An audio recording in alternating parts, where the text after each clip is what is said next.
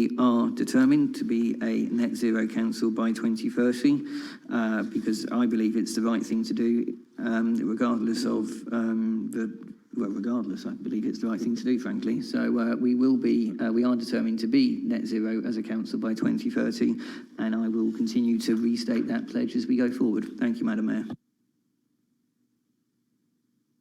Thank you. I now invite the councillors to debate this item, please. Thank you. I just wanted to come back on some of the comments that Serena's made on speaking.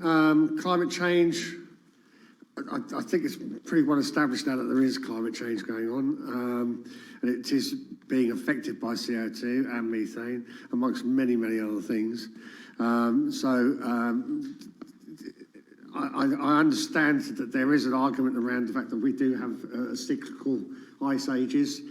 I think the last one was about 30,000 years ago, the last half-decent one. So it does happen, but the speed at which this one has crept up on us is not crept up on us. You know, it's normally what happens with an ice age is that the climate change goes up a little bit like this, so you get a bit of an ice age and then it comes back down again. With climate change at the moment, it's gone along the bottom and then it's gone straight up when we had the Industrial Revolution, and it's been going like that ever since.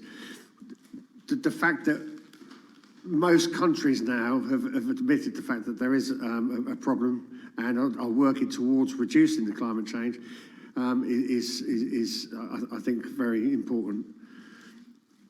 1.5 degrees was the target that we shouldn't go across because that would be the point of no return. We've already reached that. We're at 1.5 degrees. We've reached that about two or three months ago, and we're still going up. We're still doing all the things that we shouldn't be doing.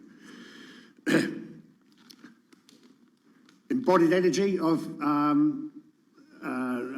electric cars, yes, is definitely a problem.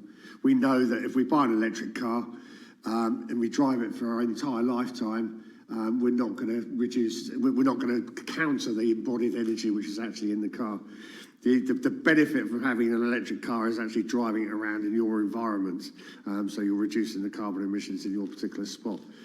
But we are, well, when I say we, I say they, the people who know what they're talking about, are working on different solutions to this and sort of working out different ways of making the batteries more efficient and making them from different things. And the same applies to recycling of wind turbines. They are looking at recycling these in a much more efficient way going forward now as well. I've been working with this group for a number of months now, inviting them, telling them what's been going on, encouraging them to come along and speak to us. It's always positive to listen to the counter argument to what we're actually doing and making sure that we're challenging ourselves and listening to other people. I really don't want to be shutting people down just because they've got a view which is opposite to myself and to the rest of the group. My thoughts are always reflect back to a cartoon that I saw a few years ago, which said, "What if there isn't any climate change? We do all of this work, and all we end up with is a better world." You know, and that's what I'm sort of working towards. You know, I do believe that there is a climate change. I do believe that we have got a problem, but we are doing our best to sort of try and combat that. Thank you.